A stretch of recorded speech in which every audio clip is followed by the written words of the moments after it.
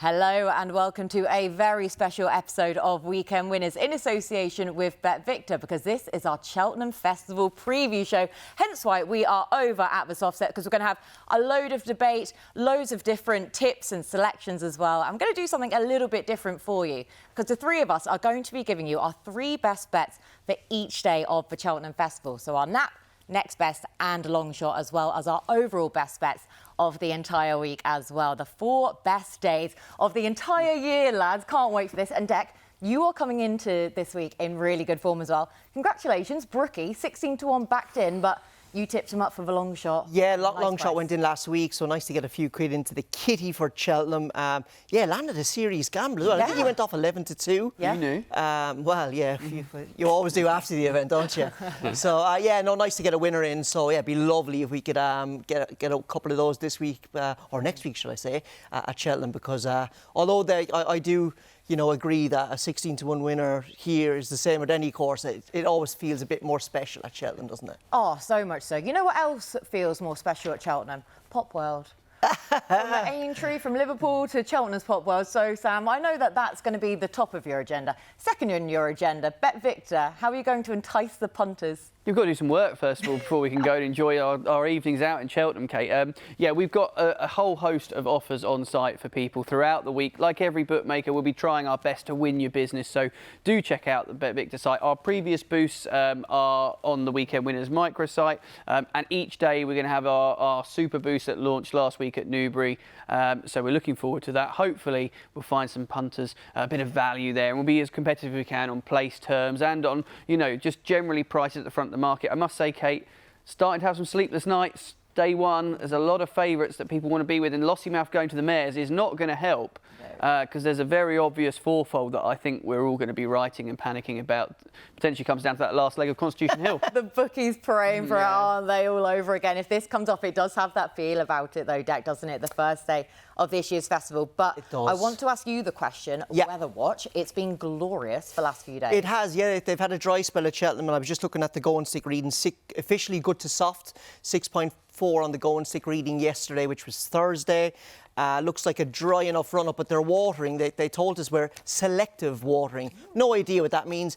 Is it 2 mils? Is it 4 mils? Is it 10 mils? Is it 100 mils? You know, we haven't a clue. And, you know, more information would be good. But, you know, looking at that golden stick reading, I would say it's good to soft, good in places now on what's been gone at the previous meetings, looking at the go and stick. So, look, we'll see. I hope they do not overwater, because we've had a couple of really soft ground festivals. Cheltenham made a meal of the ground last year. They called it soft. It was heavy. You know, if you're a good ground horse, you've absolutely no chance at running the last 2 or 3 festivals. So, you know, let conditions. You can have safe, good to soft ground instead of this good to soft. But here we go, rant over. Nicely done, and a bit of a rant as well to kick started. I love a rant. This is just free therapy for me. I love coming in here. It wouldn't have been the show, would it, without a slight little rant at the start. Right, lads, we'll get stuck into the action. But before we do so, we say it every single week, but it is always a useful reminder, especially on the build-up to the Cheltenham Festival, that our tips are not guaranteed to win, but we will also do our best to point you in the right direction. But please do remember to gamble responsibly. Right, day one. Cracking start to the week, as it always is the first day. We've got the plethora of Grade 1s, 4 of which, Dec, to go at. So do you want to kick us off? Yeah, I'm going to kick us off because I'm going to have a decent each-way bet in the Michael O'Sullivan Supreme Novice Hurdle, and it's going to be work ahead for me. Look, I just think Kopak de Board makes the market for an each-way bet in this race, and he obviously has, you know, he has to take the prelims into his stride, doesn't he? You know, you don't want a few lads down at the parade ring and the parade ring with the old vuvuzela, you know, making them go mental. So just look how he parades, how he goes down to post and all of that. But if he takes that all into his stride, he's going to be a tough horse to beat. But Work Ahead is a really solid horse. Comes from the Colombo Academy. Ran nicely on debut, where he looked the winner at the bottom of the straight, and he just completely blew up. His jumping needed to improve. It absolutely did, because when he won at Leopardstown, he was much sharper. He raced into the bit, showed a bit of pace, showed a bit of class. Beat William Muddy 7 lengths. Beat Spring to Delamere. She was also in third. The two of those horses have since come out and win. And also, Kopak de Board ran that same day over that same course and distance, and Work Ahead's time was marginally quicker with him carrying 5 pounds more. Now, he did have a run. It was Copac de Board's seasonal debut, and he's clearly improved since then. But I just thought that was noteworthy. Work Ahead has got an unbelievable pedigree. He's got a Grade 1 pedigree. He's a half brother to Bron, who once upon a time was third to the Real Whacker and Jerry Colomb in the Brown Advisory. So he will do for me as a good each-way bet in the Supreme. Okay, nicely done then. Work Ahead. 8-1. I did not expect you to be going in with that for the Supreme. Yeah, it'll be interesting to see what way the market goes. Like, if Copac takes everything in his stride, he could probably still go off maybe 4 to 6, or, if he gets a little bit hairy, he could go off, maybe even money. So it'll be interesting to see what Work Ahead goes. But I think 8-1 is a fair bet with a lot of his form working out. Oh, goodness me. For the first race on the first day, you're going in with an 8-1 shot. I'm very impressed. Talk to me about Touch Me Not in the without market. Of course, in the without market. It's a fascinating market when that is. Yeah, absolutely. I think hopefully they don't water, and hopefully it stays right, because I think the better the ground, the better his chance. Look, Margeborough, on what we've seen so far, is a very exciting horse. Like, he's clearly the best horse in the race. He's got the most form. He's probably got the most upside to him as well. Got real superstar potential. But I'm just not completely sold on his jumping. He's still quite novice-y. So we'll see. He has a habit of going left. We can get in a little bit deep, and we've seen a range of small novice mistakes. He's hit fences on the way up. He's also had a couple of nods on landing. Little things. So I'm happy to bet without him. Touch Me Not was finished second to him last time out at the Dublin Racing Festival, and he was one of the only horses in the race to comfortably match his early pace and his class. Now, obviously, from the last home, Margeborough really turned it on, but that was Touch Me Not's first run in 2 months. He might have needed it, or that might have been, he might be a little bit like Captain Guinness. That'd be as far as he wants. Instead of the 2-mile one at Leopardstown, the just under 2 miles at Cheltenham might suit him, but he jumps really well. So, yeah, he's one that I could see chasing home the hot favourite. Just on the Arkle deck. Yeah. How do you see that race being run? Because we're expecting a small field, could be the smallest field I think we've ever seen in the Arkle, potentially 4 runners. Do you think everyone is going to just, apart from Loaded Sud, do you think they're going to leave the favourite alone and be racing almost for second, and hope he makes a mistake? I don't know. I think, like, if you're Loaded Sud, who I think is probably going to go off second fav, isn't he? He, I think, consistently is a better jumper than Margeborough. So maybe if you're Harry Skelton, you want to put pressure on him. It'll be really interesting if a horse can get on the inside of Mark Walsh and Margeborough, because he does jump to his left. And we saw last year, remember when Faster Slow unseated in the Gold Cup? He's a horse who always jumped out to his right. And sometimes when they haven't got any little room to manoeuvre, they can make a little mistake, and he unseated. So, look, we'll see. I hope they just don't give him a freebie. But then again, he's that kind of good. He's got that much class and early pace. He could put himself into a really easy front-runner position. We'll see. Do you have any price in mind you'd like in the without? It's difficult to know at this stage. Yeah. Of course, we've got the confirmations, but we don't have the decks, though. Yeah, we don't. Same, but it could well be a small runner field. Yeah, I'd be lying if I told you I priced up the market without, because we've got to get through 4 days of racing here, so I didn't get a chance to look at it. But I don't know. I'd say maybe 4 or 5 to 1 without, I think I'd be happy with. But that's a bit of a gut feeling. Yeah, apologies, I didn't get a chance to price that up just because got so much on this week. Yeah, so much on, and yeah. Also we still don't know the final makeup, just how many runners are even going to be left exactly, with. Yeah, exactly. Resplendent Grey, though, National Hunt Novices chase for you. Yeah, just an interesting horse. A horse used to wear a hood. They couldn't, he was quite keen, quite gassy, and now it looks like he's completely gone to sleep. You can see Sean Bowen when he's sitting into him quite early in races. I think he's gone a little bit behind the bridle. So I don't know, is that just he's gone asleep, or he's been crying out for an extra trip? He's going to get the trip here. And as we saw with good old booster Bob at Newbury last weekend, first time up to 2.5 miles, having been running over 2.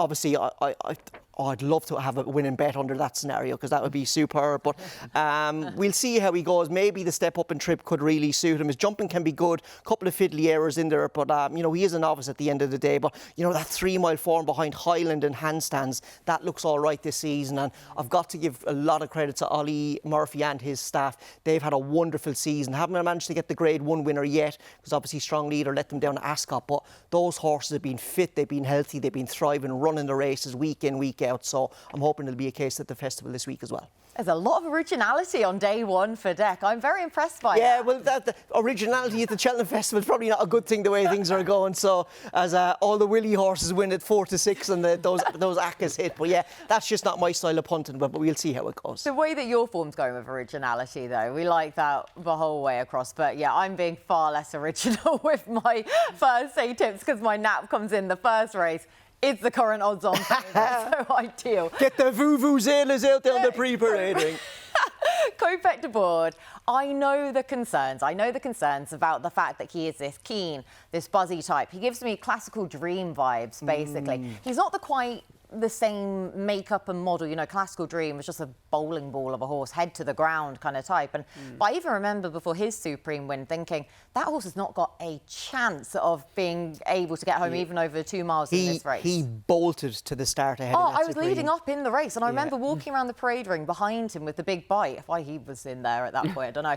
And I just remember looking at him, 2 handlers, thinking, what is that? And so he kind of gives those sort of vibes in the fact that he's so buzzy beforehand, so keen in his race, yet he can still hit the line as strong as he was at the start of the race. I do just think at this stage he's an absolute weapon. I really hope they don't put a hood on him. I am concerned that they might do, the Mullins team, what they did last year. Do you remember it was the first time hood for everything? Worked for Gaelic Warrior, not so much for a few of the others. I hope they don't do it for him because the hood has just not got a good record at the Cheltenham Festival. So yeah, Kopek de Board to hopefully get us off to a good start in the Supreme. And I actually don't think that's a bad old price about him. But yeah, it'll be interesting to see how the market plays on the run-up to the race. He does have potential, kind of superstar potential, doesn't he? He does have that kind of make to him, to be fair. Yeah, I've got the each-way alternative in the race with William Money, where I thought I was being really original, and then a lot better judges than me have been putting him up to even try and beat Kopek de Board throughout. And we discussed him previously, the fact that he's far more ground versatile than it necessarily looks from his hurdle start so far. You go back to Punchestown last year when he was third in the champion bumper then, and that was on good ground, and he ran a cracker behind Redemption Day there. So, it would be unreal if he won the race, because we spoke to Michael O'Sullivan at the start of the year for attheraces.com, and William Money was his horse to follow. Yeah. And obviously this is now the Michael O'Sullivan Supreme Novice Hurdle, you know. How poignant. In the colours so synonymous with him, the horse that he put up as well in the Michael O'Sullivan Supreme Novices Hurdle. And credit to everyone for making that happen, by the way. It's just the most perfect tribute to Michael in the first race, first day. The Roar is going to hit completely differently, isn't it? So, yeah, I'm really looking forward to that race. The Ultima is going to be fascinating. Again, a horse I've talked about plenty, the Changing Man, now into 6-1. So you'll get bigger on the day, surely, Kate. That looks tight from us, and you'll get extra places as well. I'm glad you said it. Well, you're allowed to. I'm hopeful, but yeah. Yeah, and because he got the confidence booster we wanted to see last time out at Ascot. He's got all the experience, 10 chase starts to his name, but then to have remained a maiden over fences for that time to gather all the experience, his jumping touchwood in the main is very good as well. So, yeah, the Changing Man then in the Ultra. I'm glad he's going here instead of a National Hunt Challenge Cup Novices Handicap Chase Catchy instead, because the Ultima is easier to say. No, it's because he's ticking so many trends boxes, as I said previously. And I've got another each-way alternative. Should Grandeur Dam go for the Ultima, and if he should step up in trip rather than sticking to the 2.5, depending on which way they go, I thought he was fascinating. And Dysart Enos at 25-1 for the Mares Hurdle. Now, I was with her for the Mares Novices Hurdle last year when she was withdrawn on the morning. I think it was just a stone bruise. It was something so minor in the morning, and I was gutted because then you saw what Golden Ace did to Brighter Days Ahead. Now, Golden Ace is very good, and she's proven that subsequently. Brighter Days Ahead obviously is, but it was a frustration at the time. But if I fancied her that much for last year, she ran a cracker in the Greatwood Hurdle when she was on hiding to nothing. Not so good at Ascot last time out. Freshen up since then, though. And she's a previous Irish pointer, so the step up in trip, yes, it's a question mark, but if anything, it could well bring out more in her. So and the ground is coming right for her, I think. Oh, hasn't it just? Yeah, so 25-1 about Dysart Enos in the Mares Hurdle as my long shot. Sam, you're up next. Yes, well, Declan mentioned originality. My selection's probably a little bit less original, but what I would say, Kate, the good news for you is we share our view, because my day one nap is going to be Kopek de Boards as well. Wonderful. I completely accept what Declan pointed out, you know, the fact that he's a little bit strange, but go back through those three, go back. Me or the horse? Yeah, wait, what were we talking about? Kindred spirits, I'd say, but you go back through those runs. The bumper was the Easter meeting at Fairyhouse, which is a really buzzy, really big day. Yeah. Leopardstown's a big crowd. So here's my thinking. We're 8 to 11 at the moment. Are the paddock watchers going to suddenly all put him up as a massive neg because he's going round the parade ring and he's being a bit strange? We might get a better price. And I think you will at some stage on the morning of get a bit of a better price. I would say that's the one thing that's so key with these Cheltenham markets. Now, if you like favourites, there's no point looking at them now. Wait for the day because we will all get more competitive and prices will go out. I'm taking the half-full approach that he's been able to achieve what he's done being like this. I think it might just be in his makeup. I think he just might be like this. It might not be an immaturity thing. He looks a special horse, doesn't he? And I'll come on to my long shot because I appreciate it comes in the same race, but I did think to myself, I was struggling when I was going through it to find anything in the single digits that I was really, really keen on. For as much as I respect Dec's opinion on the race, I just felt Kopek. Don't lie. I felt Kopek was the one I wanted to be with, and we'll get favourite backers off to a good start. Next up, well, I need to get a favourite beat, don't I? I work for a bookmaker on day one, and the Champion Hurdle, I think, offers us the best option. Now, Constitution Hill, love the horse, can't crab him really, can you? But here's the thing, when was the last time he had to face a really, really good horse? You can argue, I suppose, Lossiemouth at Kempton, but she didn't run her race for me. I think everything is coming right for Gordon Elliott's mare, who obviously gets the 7, which is something I haven't actually heard a lot of discussion around, the fact she gets that pull. They're going to have King of Kingsfield in there. I appreciate whoever rides that horse has got a serious job to do, and some people have suggested to me it could actually help Constitution Hill. I think the interesting thing will be, how will Constitution Hill go out of his comfort zone? You know, will we see him properly off the bridle, having to be scrubbed along, going through the pain barrier? Probably isn't the right word to describe it, but having to really max those revs. And I wouldn't want to take much shorter, to be honest. 2 to 1 is skinny enough. I'm really interested to see what happens to Constitution Hill's price on the day. You said, when's the last time Constitution Hill beat a really good horse's statement? Not a really good horse when he... Ooh, ba-bam, back to when he beat him by 9 lengths? Yeah, I think he's a fair horse. I suppose, how much do you read into the way she destroyed State Man at Christmas? Was that the real State Man? You cannot read anything into that. You're going to completely write that off, Yeah. even though the camp were very confident. Patrick Mullins told you that was going to be your Christmas money coming back. Yeah, but sure, look, it's horse racing. That was the first bad run of his whole career. His whole career. And this is something that I haven't heard really people mention all. What about the Morgiana? He travelled all over Brighter Days Ahead. She had a run. He didn't have a run. And, you know, he is a big, burly, stocky horse. I think he's the type of horse who improves the racing. He travelled all over, and the lack of a run got him beat that day. Now, she looked... I don't know what to make of the Leopardstown run. I don't know about you guys. She could be an absolute superstar, but at the same time, her biggest market rival didn't run his race, and they got loose on the lead on goodish ground around Leopardstown. Like, she could be a star, I don't know, but I just can't get out of my head how much Statement travelled all over her in the Morgiana on his first run of the season. No, I like a bit of opposition, Dec, not a problem, we'll see. But like I say, 2 to 1, probably as kind of skinny as I'd want to go. And then my long shot, I just wanted something else in the Supreme to maybe look at the without market that I know Declan loves, because obviously they're quite strong when you get through this meeting. And Iranzi's a really interesting horse. It's clearly had issues or whatever because has taken some time off between runs, but won in France on one of 2 starts, joined Willie Mullins, and then was third, only I think 5 lengths behind Ballyburn on his hurdle debut for that team, and then has come out and won a race we sponsored at Punchestown, and that was going back a little bit before Christmas, but the manner of that was quite a nice win, and I just think it's curious. We haven't seen him since, but he's still likely to take up the engagement. I'm looking for horses where I think prices will significantly move if I'm looking at double-digit prices. So I actually thought 14 to 1. I can foresee that being a bit of a smart, wise guy move, people putting the horse up.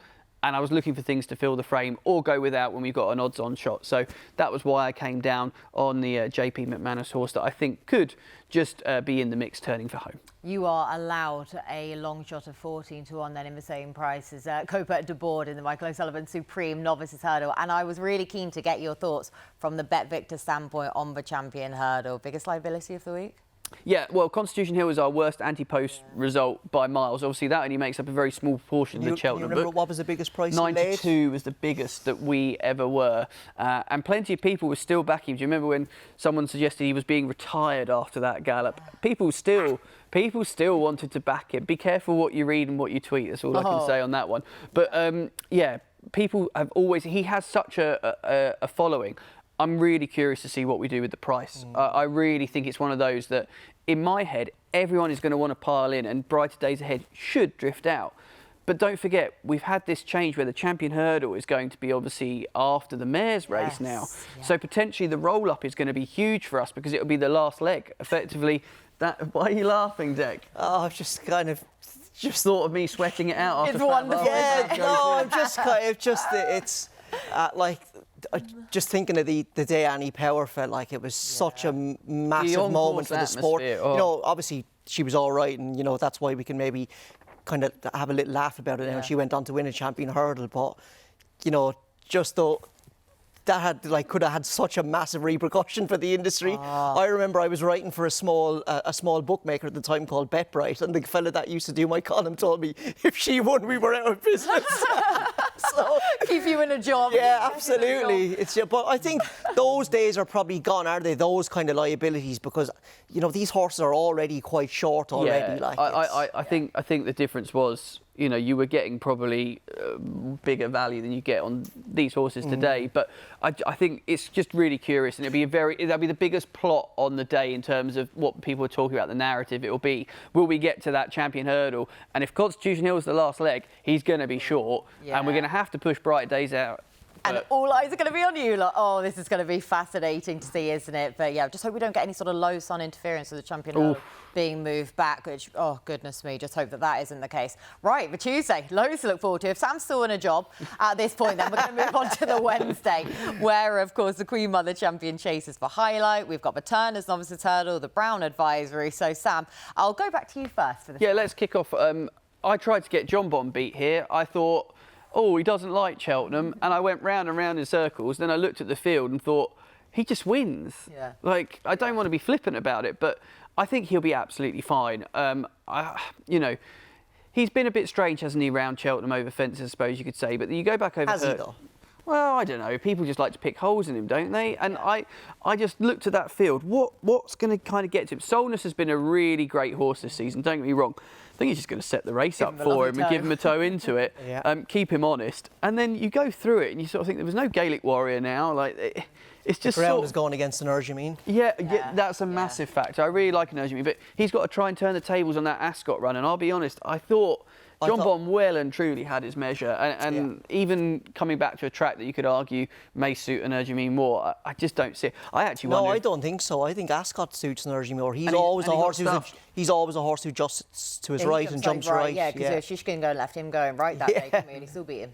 So, yeah, I kind of just... I know it's an odds-on selection, but you look at it and you think, you know, if the Brits are going to have a big race winner, it really has to be Constitution Hill or John Bon in the Champion Chase, I'd say. And I think you'll probably get even money around that. I don't think that'll go much shorter than 4 to 5.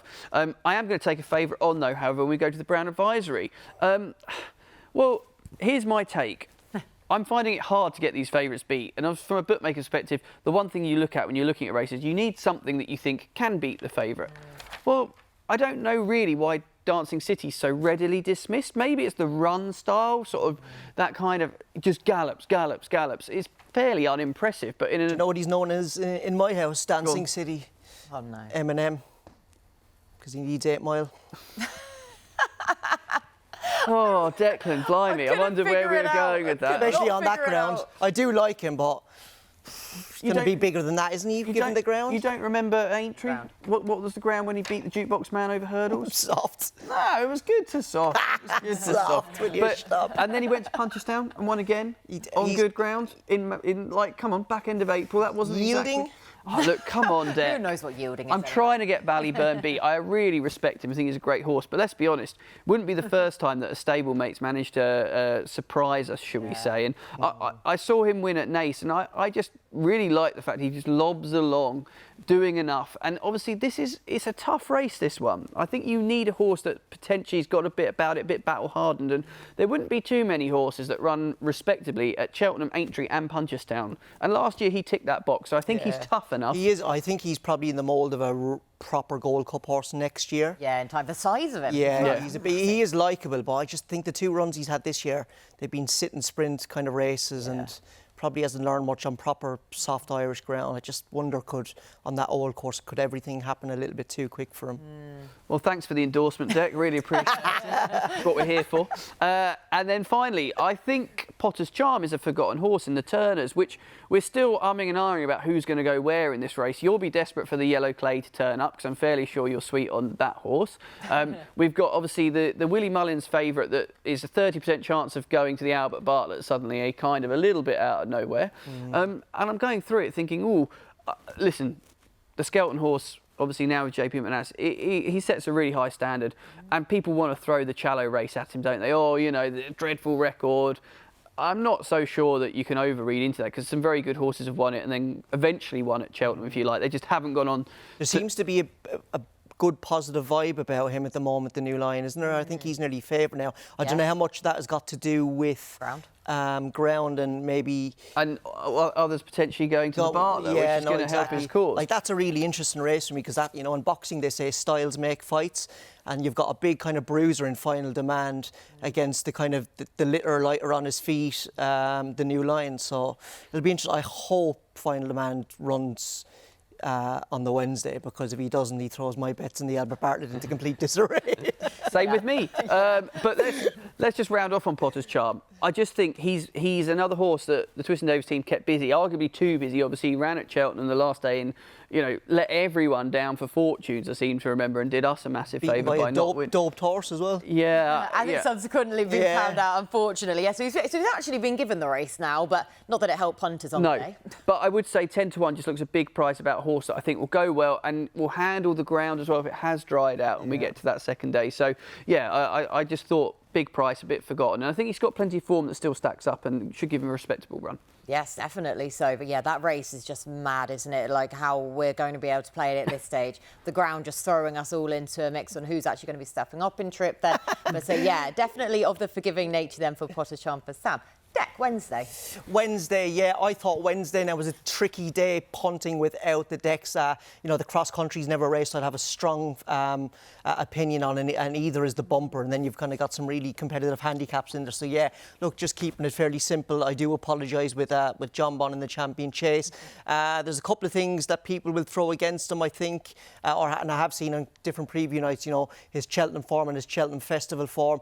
I don't know. I think the Cheltenham Festival form in the Supreme, he obviously bumped into a monster in Constitution Hill in a race where they probably set the race up for him, and he did a little bit too much going head-to-head with, was it Dysart Dynamite, yes, who was a bit of a nutter at the time. Then in the Arkle, I think, you know, he just didn't really turn up on the day. His jumping, he just got into no jumping rhythm. He was backing off his fences, getting in deep, taking an extra stride, just not having a cut at the... That's just when El Fabiola was an absolute monster. Yeah, and that's when El Fabiola was at the peak of his powers. And the other thing as well, that day, I went back and watched the replay. He hung like a gate, John Bon, up the straight as well. He just wasn't at his best. And then obviously he was beaten by Elixir de Nuts, wasn't he? Yes. In the rearranged Clarence House. But poor old James Bone rode him that day, and he made a mistake. Nico was unbeaten on him. I think Nico really is the key to him. And, you know, speaking to Mick Fitzgerald a couple of times about this horse, he really feels Nico is the key to John Bon. So, and then the final thing is chase form at Cheltenham. I thought one of his best ever chase runs was actually when he beat Edwardstone in the Schlure here a couple of seasons ago. So that wouldn't worry for me. I think he should even be shorter than 4 to 5, given the way the ground is coming up. So look, he'll do for me. Although you didn't need me to tell you that John Bon had a good chance in the Champion Chase. But I hope, I really want him to win a Cheltenham Festival race, because I think he deserves it. He's been an incredible horse. I remember the sticker connections were getting when they bought him for that massive money. He's paid that back in spades. So I'd love to see him do it and do what his brother couldn't, Dubin, in winning a Champion Chase. And I'm also hoping clearly Nicky and JP have a good day on Wednesday, because I'm with Impoise Trois in the Coral Cup. I just think if he can keep in touch at the bottom of the hill, he is going to love the slight step up and trip. You know, this is a horse I think in time you could probably even see over 3 miles. Now it will be a little bit scary early on, because he can go to sleep with his jumping. But funny enough, when the pace is up in a race, he seems to jump better, which doesn't make sense in some ways. But obviously, it's going to be a massive field. He's going to need a little bit of luck in Nico getting a nice little spot on him. And hopefully, if he does, I think he can run well. Obviously, Be Aware is the kind of steaming horse in that race, isn't he? He's going to take a little bit of beating as well. But I do like him, Poise Trois, horse with a really good attitude because he's got Cheltenham form. And Nicky Henderson's got a brilliant record in the race, not only with winners, but plenty of placed horses over the years. And then finally, we're going to go to Gorgeous Tom in the Brown Advisory. But I see those pesky bookies, even though there's still over 8 horses in the state. We're not going to get more than 8. Well, look, Rowan, I don't know. Officially, I can see why you've done it, but officially there's still more than 8 horses in before the decks. But I was hoping to get 3 places on Gorgeous. I was hoping for a date with Margot Robbie. Come on. Well, you're married, so you shouldn't be saying that. And Margot's clearly mine as well, by the way. Yeah, but away from Gorgeous Fillies and onto Gorgeous Tom here. So nice. I just his run in the Drinmore was really interesting. He looked like he got brutally badly outpaced coming at the top of the straight there. I think he was I timed it about 4 lengths behind jumping 2 out. He's about 4 lengths behind jumping 1 out. But he completely rattled home. And if you look at his pedigree, he's by Champs-Élysées. On the distaff side of his pedigree, he's related to a horse called Cap Bleu, who was a nice stayer, I think, for Philip Hobbs once upon a time. I think he might have run in a national. His pedigree suggests going up in trip is really, really going to suit him, or it's definitely worth a go anyway. His jumping is a little bit novice, but no better man than Henry de Bromhead into his team to get him jumping. And I think the big key to this fella is the ground. It's just going to inconvenience loads of horses in there. You know, M&M, it's going to inconvenience him. And he's a beautiful moving horse. So yeah, the ground is the big factor there. I thought he was a nice each way player, but we'll see how many is decked on the day. It looks like we're only going to have less than 8 runners, sadly. 11 to 1. 11 Suck it to up. 1. There you go. For the Brown If it's only 7 runners, we might get bigger than 11s on the day, but you know, he's one to keep in mind, maybe without Ballyburn or back each way, so we'll see. Go on, Gorgeous Tom. Nicely done. Now, you've basically covered 2 of mine, so I'm not going to take too long in this, to be honest, because, well, both of you have covered my nap. John Bon, I literally have nothing more to add. You both made the solid case. The fact that he's had the stone thrown at him on the preview circuit for his Cheltenham form, we've just covered it. The 3 times he's been beaten, he's finished second on each of those occasions. Constitution Hill in the Supreme, El Fabiolo at the peak of his powers, and Elixir de Nuts when he tried to take the second last with him and still nearly won. And more than the second last that day. Didn't he make a bad mistake at the top of the hill as well? Yeah, there was a lot of fences. Yeah, he did well to even get that close that day, given the mistakes he made. Yeah. So at 4 to 5, the only thing that's missing from his CV is a champion chase win. So I just hope he gets that and he can finally get all of the credit he really, really deserves as a proper great horse. And we're due a short price favourite to win this race, Kate, because it's been a bit of a bookie's benefit over the last few years, hasn't it? Duvan, probably one of the shortest price horses I can ever remember in a championship race getting beat. El Fabiolo saved us last year. But yeah, it was rough last year. We're all in agreement then. Our strike rate's on the line then for the Wednesday nap. We're around 60%. So let's hope. Is it a triple penalty or a triple threat? Yes. We'll see. Tune in Wednesday to find. Probably, For our strike rate at the minute of all 3 of us agreeing, it's a positive. Ballyburn then, even money in for the next best bet. So I'm going to take you on with Dancing City in the Brown Advisory. Just think he's a monster again. And I know we saw the vulnerabilities of him. He is beatable, but that's around Kempton, over 2 miles against Sir Gino. Absolutely fair enough. And even then, when the race was completely gone, when he too took the last fence with him, he didn't care, did he? And I like him because he's a bit mad. And we saw that from him. But the fact that he belted that last fence didn't bat an eyelid then when we next saw him out at Leftstown, and he was so impressive. Just when you thought he was a little bit vulnerable going to the last fence, he managed to kick away and kick clear. I think Paul Townend knew he had loads of horse under him, and you know, probably 20, 30 strides before the fence, Paul was just thinking, if I get over this, I've got loads of horse, and I think he was right. So and he's still got that turn of foot that he can then use away from. Absolutely, the last fence we've been saying loads of times his pedigree is chock full of stamina. Like, I think he's had a brother that was maybe trained by Gordon Elliott, run the national once upon a time. You know, is it Fleming's first out of Old Vic? That is proper old school national hunt page, like. So old school. I know, I love those. And you were obviously working with Willie String last year. Did you say he's a little bit of a character? Oh, he's a lunatic. Is he? He's an absolute. There we go. He's the one that stands out like a sore thumb because he is the most mad. And there are a few mad ones in there. So when you say mad, is he just kind of like exuberant or? Exuberant, never stops. He's out in front. He He is sideways. He'll whip around at any opportunity. Daffy, who rides him, Donal Redmond, he's an unbelievable rider and horseman as well. He gets all the tricky ones like Echoes in Rain. Right. He gets Ballyburn as well. How he sat to a few of his whip rounds when he was jig jogging, spinning, cantering on the spot, taking out rails. He's a furlong clear of everyone else out. Really? Oh, Love he's a this. proper lunatic. He'd be the troublemaker on a night out kind of thing. Yeah, him in Pop World with you, it would be a dynamic duo, Ballyburn and Sam. There you go. But for all of his lunatic tendencies, even money, I just think he's going to go and win it. And Impose Trois for all. Go on, Katie Tracey, bye. You mentioned, but I'm going for the each way / long shot 10-1. I'm going to go each way then for Impose Trois. Coming into the Coral Cup on the back of one run in a season has been no bad thing. We know he can go well fresh, and yeah, it's just those slight jumping issues, but like I say, the better the race, the better he seems to jump. And I still think there's a lot bigger prize in this horse at some point. So yeah, you say Impose, or however you said it. I say Impose. Yeah, I haven't a clue. I would never listen to anything French related with me. No, I shan't. Or I just probably wouldn't listen to me with anything related to anything really. General, that's why we've got you here. Yeah. Right, lads, that was Wednesday. So again, do let us know in the comment section below who you fancy or who your best bets are for the Wednesday of the Cheltenham Festival. And whilst you're there, a reminder to hit subscribe on YouTube, hit the bell notification as well so you never miss an episode of Weekend Winners. Right, lads, Thursday. Hopefully we're still in Clover then at this point. I'm going to kick us off now. Of course, our feature race, the championship race on Thursday, is Vestaya's Hurdle, a really tricky race in its own right. I'm not going to go for it for my three best bets. I'm going to kickstart with 6.5, who's come in for plenty of market support. I thought I was at least taking on a favourite for my finally a nap for a day, but Maureen has been ever so slightly on the slide. 6.5 has come in for the Mares Novices Hurdle. 9-4, though, I actually think is a fine price about her because I know she, too, only has that one hurdle start so far.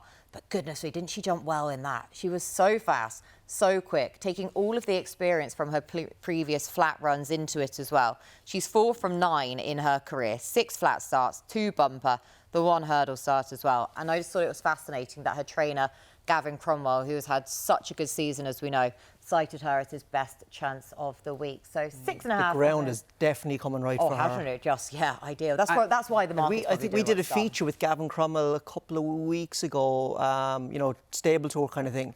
And I'm sure the screensaver on his computer was 6.5. Really? Don't know, can you read anything into that? I'm reading a plenty. There we go. Into maybe, maybe this is a new Don't bet. say we don't give you insight There on we this go, show. yeah, this is a new betting angle.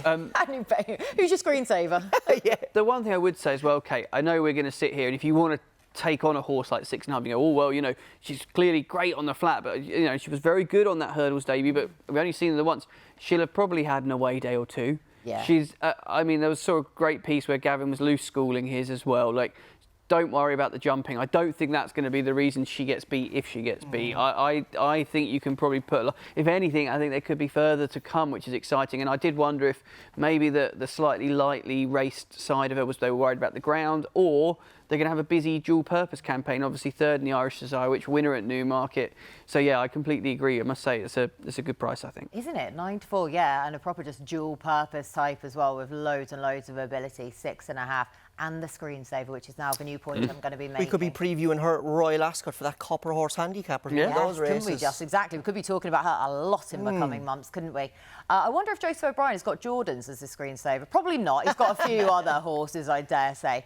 But yeah, Jordan's at 12-1. But Jack Richards, Novices handicap. Does anyone know who Jack Richards is? I am yet to do my research on it to find out, to be honest. Sounds like a great all-English cricketer from back in the day. Doesn't he? Yeah. Just getting tons left, right and centre in test matches. Oh, Tell you what, you've got tons of bravery putting up a son of Coastal Path here. How very dare you? Coastal Paths and, Willie Mullins Coastal Paths. I know they're all a bit mad again, but anyway, we see mad horses doing very, very well at Cheltenham time and time again. But yeah, we know that Joseph O'Brien, ever since he said that he was going to be predominantly focusing on his flat horses, his jump string has just won everything. And we know how much backlash Jordan's has from his time in France as well. And I know that this BHA mark of 148 isn't exactly a feasible one on the face of it as such. But then he was staying on in such eye-catching fashion behind Impere Pass in the Fahine at Limerick over Christmas. Previous to that, when he beat Monbeg Park in a Grade 3 at Punchestown in October, he went to won a listed handicap chase at Leopardstown only the other weekend. So all of the form is stacking up around Monbeg Jordan's. Park, also gorgeous Tom form. Oh, there you go, intertwining. There You're we go. welcome. You're very welcome. Thank you. And the long shot is going to be Carl de Tourelles, 16-1. He has been clipped in and then some, has he not? He was a much bigger price than that only a few days ago. Until we got some of the final confirmations then. But yeah, Carl de Tourelles, I just think he's a lurker in here for Philip Fenton. And the Pertemps again, Trends boxes, he's ticking loads of them in this one. He qualified when he was second at Punchestown back in November. He's had a freshener for 76 days, and he just looks to have been teed up for this. And now at 16-1, I'm pretty happy with that. Sam, we'll go back to you. Yes, let's. I agree with one of your selections, Kate, which we'll come to in a minute. But the feature is the Stayers Hurdle. We have one of the favourites of the week, Teahupoo. We're currently odds on. I actually think there's a little bit of odds against out there. So I think you might find we'll end up a bit bigger than that. I hope we are. For some reason, people seem to have gone a bit lukewarm on Gordon Elliott's horse. I don't know if it's because we haven't seen him for a while, but we know this is the target, previous winner of the race. Let's be honest, the opposition in here, I thought it was interesting Mystical Power's going to turn up here. You kind of go through it, though. There's a lot of horses with question marks, and you sort of go, well, let's go back to the front of the betting. This is the target, always been there, got the T-shirt, we know he stays. He'll be absolutely fine up the hill. Would he be fine on this ground? Yeah, I suppose that's a factor, isn't it, Dec, you could probably think about. But realistically, I think that's the only kind of negative when I went through it. I was sort of like, well... I thought he was well below his best behind Lossiemouth as well. You don't think... But if she goes... It turned into a sprint, though. If she goes... It did. And if she goes and wins the mare's race at odds on, nice little obvious form boost there. Mares is if she runs in the mare's race, she's head and shoulders above all of those. But, you know, then could you back her off the back of that kind of fall as well? That's the other thing. Well, we'll see, won't we, on that front? We will. But Teahupoo for me, I thought was one of the favourites on Thursday that would win. I had to put Johnny Hu up, even though I hate the price at 3-1 because you'll remember that's a short price. You'll remember I put up the horse for the wrong race, sadly. Oh, of course, on the boost page, yes. So it was the Ultima, I think, that I put it up for. But then Derek O'Connor went and revealed that he was booked, and the price absolutely collapsed. 3-1 is a horrible price now. I'm going to have to wait for the day and hope we get a bit more of a reasonable drift on that particular horse. But he definitely feels like the sort of type of horse who'd been laid out for a handicap or a race at the festival, and the Kim Muir is where he's going to end up. And 3-1, Derek O'Connor, oh yeah, skinny enough. We'll wait for the day and hopefully get a bit better. And then we come to Jordan's, Kate, and I think you've eulogised about this horse. I've not got too much to add. I actually gave Connections the prize for one of his races he won this season. That came on good to yielding ground at Punchestown, so drier the better for his chances in my book. I know he's got other options in open company, but I was very hopeful he went for the novice. I don't think the mark is actually particularly easy when you put him into open company, but I thought in and amongst similar horses, he'd definitely have a chance. I think the Faheen race that you mentioned at Limerick stacks up nicely in terms of a performance that shows there's a good one in him. And he just needed a bit of time to sort of adapt, was what the lass that looks after him was saying. And you mentioned Joseph's jumpers. I don't have the strike rate off the top of my head, but I swear, at big festivals, you have to respect whatever he runs. And yeah, I'm getting involved at 12-1. Did he unseat or fall in the Drinmore? Yes. Seated, yeah. Did you see him running loose in that race? It was hilarious. What did he do? Oh, he just looked like he was in love and life. He's absolutely mental, yeah. Typical coastal path, how enjoying himself. He's just getting a dig. I know, I was going to say, there has to be some sort of dig in there somewhere for us. I do like the I love the coastal path. I just think they've got loads of characters. Oh, so much character, yeah. Oh, yeah, time of his life. But yeah, like you said. It's worth going back, because I was trying to watch the race, and he was on the outside track, and I was going, hold on, I'm not even watching the race. I'm watching this fella loose schooling nearly. I love it when you've got a proper loose one that's just gone rogue, having the time of their life. Yeah, so Jordan's has good associations with a race course in that sense, I guess. Then we're in agreement though over Jordan's. He's not in your top three. He's not in my top three, no. And whether or not the nap is kind of a nap per se, I think he's a bet. But whether he's nap, but typically it's a tough day. Yeah, just Jello in the Ryanair. You know, in some ways it's because I want to take on those in front of him in the market. You know, I think a lot of people like Factor File, but the way people go on about me, they talk about like he's some kind of superstar.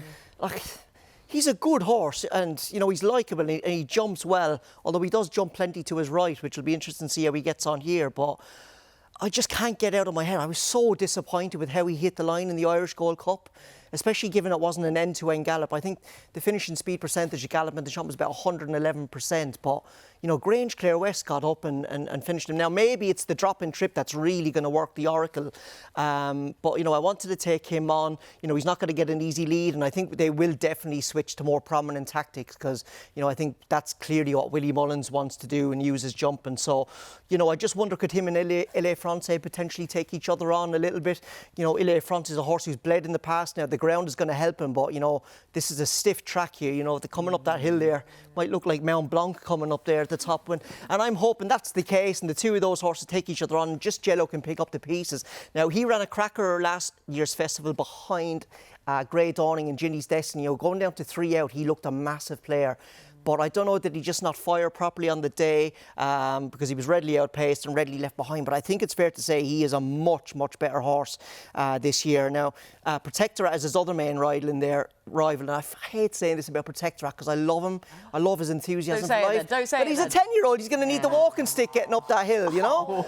So it's just a load of horses to the front of the market, and the ground is now going against Protectorat as well. So I just thought Jello is a good, solid each-way play for the Venetia Williams team. Right. The next bet, Lucky Place in the Stairs. The big thing for him is that I think the ground's coming right because it's going to put more emphasis on speed, given it's his first time stepping up in trip. Obviously, the trip is the main worry. Like I said, the ground's coming right by, but he's by a horse called Pistorius. And July Flower is another horse by Pistorius that Henry de Bromhead's going to run in the mares. She finished, I think, was it second in the French Champion Hurdle over an extended 3-mile one in soft ground at Auteuil earlier in her career. So I'm hoping that will give Lucky Place a good chance of staying. The other thing with him is he's really straightforward. You know, just lobs along, jumps away, and the ground will help him. Now, look, if Nico de Bonneville is a brilliant rider, if he does have one kind of chink in his armour, I think it's maybe his hands not settling horses. But this guy, you know, he does settle, and he's very straightforward. So emphasis on speed. I'm hoping he'll have a little bit more toe than Tiahupu late. I tell you what, Dec, as well, give you a bit of encouragement for Lucky Place, who will get beat by Tiahupu, in my opinion. He was our best backed anti-post selection on the site. So well done, you get to wear that crown when we did our boosts. Yeah, but to be fair, it was a big old prize. Whatever was happening that day in the BetVictor Towers with the traders, I'm not sure if they were on the beer. 14-1 was an outrageously good boost. It looks very generous now, but don't forget it's win only. So yeah, no, when you get chinned by it's win only. I think he is probably a win only bet anyway, just with the worries about the stamina, but we'll see how it goes. Like going down to 2 out, I doubt there'll be many horses going better than Lucky Place. Now in the long shots, I wanted to be. I've got 2 here. I wanted to be. I wanted to be unbelievably greedy. We do apologise to anybody who wears glasses or can't see this at home because to our producer Ben. I can barely make those out here. But Zane Knights is interesting, just solely on that form behind the Wall Park, who is currently favoured for the Pertemps. Might run there. Might also run in the Stairs Hurdle. He is £9 better off for 6 3/4 lengths. So as a man says, you do the math. He is absolutely weighted to reverse the form with a horse who's 6-1. He is 25-1. He's got plenty of form around Cheltenham as well. And Lucy Wadham, I'm going to give her a shout out. She has had her string in an incredible form all year. Teresita, Telepathic, Jax Jr., they've all run cracking races in big contests for her. So I'm hoping she will continue the form for a horse who's actually by Decorated Knight, former Irish Champion Stakes winner. Ran okay at Huntington last time out in a qualifier, but that was heavy ground. I think this much better ground is going to suit him. So that's a one to do, one to keep an eye on in the Pertemps. And then we're going to go to Western in the Park for the Kim Muir. I've got the old Ollie Murphy pyjamas on at the Cheltenham Festival because this is another one of his horses. A horse by Walk in the Park, taken to fences really well. He's got course form here as well. Ran in a race behind a horse that used to be with Nicky Henderson called Peaky Boy at the start of the season in a really strong time for the grade. I thought that was over 2.5 miles. Looks like the step up and trip could bring out the best in him. Now he's by Walk in the Park out of a Westerner mare, and he's actually, his dam is an unraced half-sister to the 2006 Coral Cup winner, Sky's the Limit. So there is a bit of festival form in his pedigree, taking the fence as well, stable going all right. If he gets into the race, he will do well for me.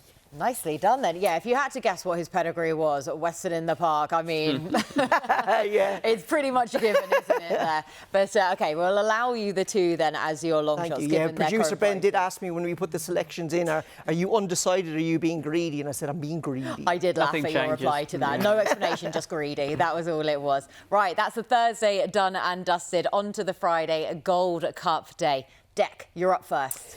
Yes, the nap is going to be East India Dock, and I'm really looking forward to this race because, for a number of reasons, but I think we've got 2 exciting horses at the head of the betting, but we've got punters here. You've got like 40% of the betting community with East India Dock. You've got 40% with Luamba, and then the other 20% is spread around Hello Neighbour and a couple of others in there. I just think on form and my own figures, I've got them here. I've got East India Dock on 142, and I've got Luamba on 134. Now that's £8. £8 over 2 miles is 8 lengths. Now the game isn't that easy because if it was, I wouldn't be sitting here with you. I'd be in Barbados with my feet up. Although I do love sitting here chatting racing with you. But and now you. Very good of you, Dec. Yeah, thanks very much. But and now you've obviously got to say East India Dock's had more opportunity to get to a higher rating, and Luamba's only had, was it 2 starts over hurdles? But that's the other thing. Experience is going to count for a lot with these juveniles. And East India Dock, he's a half brother to Burdett Road by Golden Horn. He's got a wonderful pedigree for this. I think he was 90 rated on the flat? He's a proper good horse. And he's taken the hurdles so well. And even though he's by Golden Horn, you can get flighty horses. He's really straightforward. Just hope, Sam Twiston-Davies rides him like a good horse. Doesn't go too hard out in front. He will stay, but, doesn't need to set this race up for anything else. He does an awful lot right. And, he's loads of experience, course form, strong stayer. So he will do for me as the nap on Friday. And then the next best, being a bit greedy in the old potato race here, because I'm going to have Jet Blue and Derry Hassan Paddy in the Albert Bartlett. Jet Blue, I think he should be shorter. I think that form over this course and distance is being underrated. Trial, yeah. Yeah, like he absolutely bolted up that day. And the horse in third, what's his name? Oh, it's not Sleeping Car, that's the stallion. Oh, Yellow Car. Yellow Car. He's obviously coming out on one that's since. what I do. Yeah. He's actually been bought by BetVictor brand ambassador Harry Redknapp as well. Oh, has he? Yeah, and I'll give you a very quick story. He was contacted, said no thank you, and then half an hour later his cleaner knocked on the door, and the cleaner went, "Oh, Harry, look at this really embarrassing courtesy car I've got," and it was a yellow car. So Harry rang back. No Harry rang back Graham McPherson and went and bought the horse. Is that a true story or just a show for the story for the cameras? Well, Harry told me himself, so there you go. Very good. That's a class story. Get that into the next BetVictor advert there, will you? Oh, yeah, get the yellow car in, the crumpets out. Sorry, Dec, I digress. Yeah, you're all right. But anyway, that form is being boosted. But what I loved about Jet Blue is that day is James Reevely made a significant mid-race move when the sectionals were nearly at their strongest in the race, and he still kept going. Now, his jumping early, he was a little bit careful, but he definitely got better as it went. And, he travelled all over these going to 2 out, and he stayed really, really well. He's not an over-big horse, but he's got loads of experience on the flat. And there was a time with the Albert Bartlett where it was all those horses with loads of experience were running well and winning. And he certainly fits that category here. And he's by Martin, and I loved his attitude late. James Reevely got stuck into him after the last, and he changed his legs a couple of times in the last couple of furlongs, just kept on stretching, and that's what you need to win a race like this. So he will do for me. I'm also going to have a go, Derry Hassan Paddy, unbeaten in 4 starts now for the Lucinda Russell team. Now, he needs to improve big time on figures. On my own numbers now, I think he's probably about maybe £11 behind Jet Blue, maybe 10, I can't remember exactly. But he's unbeaten in 4, and there's something really, really, really likeable about him. When sometimes you see a horse and on numbers it doesn't stack up and it's just more of a gut feel. I'm getting that feeling with this guy. I loved how brave he was to win at Windsor last time out. Pushed Honky Tonk Woman out of the way late in the race, and he just got up late. He's a big horse. Windsor, the Windsor jump track is definitely not the best course that would bring out the best in him. He will love the new course, so I'll have 2 in those races, Jet Blue and Derry Hassan Paddy. Yes, 2 for you in the Spud race. Yeah. Nicely done. I'm also going to go to that race, but not for my nap, though. East India Dock, snap with you. Go on, Katie, Tracey. Yeah, so I'm on the East India Dock side of the Lulamba East India Dock verdict, where we didn't get to see the matchup in the Triumph last year that we wanted. Burdett Road, Stagino, go into that. So I feel like we've almost got kind of Mark II now, where we've got the half-brother East India Dock in the same colours for James Owen. Then we're going to get Lalamba in the Donnelly's colours. You know, it's a weird kind of poetic justice that we're getting this time around. Justice if he wins. Yeah, to be fair now, yeah, exactly. If he goes and wins, I won't care otherwise about any sort of sentiment behind it. Yeah, 2-1 then about East India Dock. I don't think that that's actually a bad old price. It's a tricky one. Can't wait for the race, but he's got the course and distance winning form. And he's just taken so well to this discipline. 3 from 3 in this sphere. Speed, stamina, pedigree, and yeah, I'm really looking forward to him. Kopek Demi, wherever he goes. Disgusting. Disgusting. Stuff. This horse should not be allowed to run at the Cheltenham Festival. No, this is for new BHA conversion, Rick. No, this yeah, is exactly. the BHA that they've decided to do. This is people making sure that they found the new rule and found a brilliant way to this horse should be within it. No horse should be allowed to run at the Cheltenham Festival if he's not run in Britain or Ireland beforehand. This will be the shortest price. This will be the shortest. In a handicap, sorry, in a handicap. And what are we meant to do then about any sort of French horses that want to come over and run at the festival? How do you get around that loophole then? Yeah, or do you have to put in some we'll cross that bridge when we come to it. This horse is trained by Willie Mullins. Declan Rix. I just think because it's a handicap, the whole essence of a handicap is fairness. And if is it? Yeah, absolutely okay. it is. Okay. Well, the whole essence of sport is fairness, but anyway. I just think if the handicapper has got this horse badly wrong, and those are the vibes that we're getting from the Mullins camp, that is brutally unfair for connections of all other horses in whatever race he runs in. Now, we had the same story with Gaelic Warrior. I was just going to say, that when he ran, out fine for and I've nothing against Richie, Willie Mullins, or any of those, or Gaelic Warrior. I was delighted when he was beaten that day, because you know, I just do not think these horses should be allowed run straight from France like that. If you go to Willie Mullins or Paul Nichols or Danskill or whatever, you should have one run in your local jurisdiction so we get a proper look at it. Local jurisdiction, OK, that's the way to word it. I don't think punters are going to care. That'll be the shortest price handicap runner of the week. Yeah, 5 to 2 for it'll go off. That's going to go off horrendously short. Yeah, oh, definitely. And probably still win. 5-1 at the minute. I hope he goes to the county. We know Willie Mullins' record in the race, so I hope he goes there. If not him, Valgrand then in the county. But yeah, Kopek to me, I just think whatever he goes for, whatever you fancy, you have to have the saver then on Kopek to me, just somehow. I mean, you're loving the Kopeks at the Fez this year. I know, loads of Kopeks, yeah, which is a random name. But yeah, basically on how they used to convert the BHA marks from the French marks, he's got a stone in hand. So yeah, and JetBlue again. Not go on, Katie Tracey. 10-1. So again, I probably have to go for the Vive la France. Vive la France, very much. Yeah, you know he's what? allowed to run, isn't he? Yeah. But it's a grade one. There you go. Okay, you weren't listening. I said handicaps. There we go. Let's not fight. Let's not fight. We're with this horse together. We are. We're in agreement because of that trial success and the fact he's now been teed up for it. I was with him back along then, so why would I desert him now? So they are my 3 for Friday. And do you know what the best thing about backing French horses is? You get to shout LA, LA, LA when they hit the front. Do you do that? Absolutely. A la Tour de France? Yeah, not when in Rome, but when in Paris. I think it'd be a bit more je ne sais pas when you don't know how it's got beaten. Let's yeah. You don't even know what that means, but yeah. Translated, try and translate what it said. Any French horses for you, Sam? No. I don't know off the top of my head. Well, let's have a look at my Friday selections. The big Westerner, I really like her chances in the Albert Bartlett. Funny, isn't it? We're all gravitating towards the Albert Bartlett. I feel like we've got a lot of darts from the show going in it. Let's hope one of them lands. Well, first of all, let's hope Final Demand doesn't run here. Yes, I think we can all collectively agree on that because it will scupper, but we'll get a bigger price anyway. She's quite lightly raced, I suppose, and I know historically, going back in the trends, you wanted something a bit more battle-hardened for the Bartlett, but I think that's changed a little bit in recent years, and she was very impressive. I watched her in the flesh on her first win in Ireland, and it just kind of, I think it looked like very much a learning on the job experience. Her point form worked out okay as well. She's since won again. She arrives here having had a significant break, but I quite like that. This has been the plan all along, and I like that about horses, that it's not an afterthought, they're not overexposed, and Henry de Bromhead will have her cherry ripe for the day, and I think she'll suit a test like this, getting weight from the boys. Lark in the morning, Joseph O'Brien, clearly, I'm hoping he's going to have a very, very good festival, because this horse, off his current mark, I think could be really interesting in the county hurdle. Only seen him at Christmas time, and we didn't see a lot of him in the fog, and he was down the field, I think, finishing ideal 7th of head of a handicap. Well, he didn't get his mark changed for it, frustratingly, Declan, and the UK handicapper nudged him up, I think, to a mark of 132. But He did try and win the Swinton, and he was a very short price for that competitive race back in May. I think he went off 9-4 that day.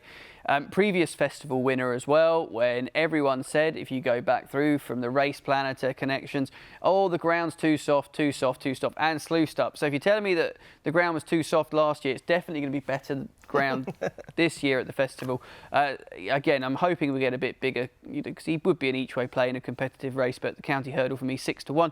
And then I don't know quite how we've ended up with 7-1 about... I know the way you're thinking, because I really liked him when he was a 10-1 shot. Obviously going to be supplemented for the Gold Cup, which is great news. Don't get me wrong, beating Galloping Deschamps is going to be an impossible task, you could argue, but this fella's favourite for the National. I don't think they're coming here for a prep run for the National, given it's so close.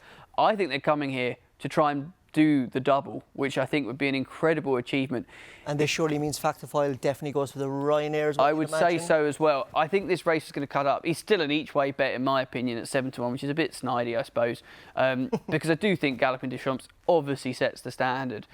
You'll look through his form this year and probably question why I kind of think he'd be up to winning a Gold Cup. He is a Gold Cup type of horse. I'm convinced of it. He came good last year, didn't he, in the Commute, beating a good horse of Jamie Snowdon that they really fancied in Getmaker, who has since run respectably in the Scottish National.